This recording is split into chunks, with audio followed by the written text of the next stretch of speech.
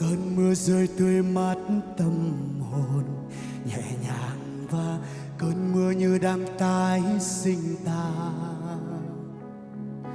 Cơn mưa mang em đến bên đời dịu dàng, và sau cơn mưa tim cũng nở hoa. Hồ trời xanh đến lạ, nắng tươi lên hàng lá non, ban mai ôm lấy tâm hồn từ khi em ghé qua. Và tình yêu bắt đầu khi ta nhìn vào mắt nhau, anh thấy tim mình tái sinh sau nhiều cơn đau, chìm vào trong ánh mắt đắm đuối.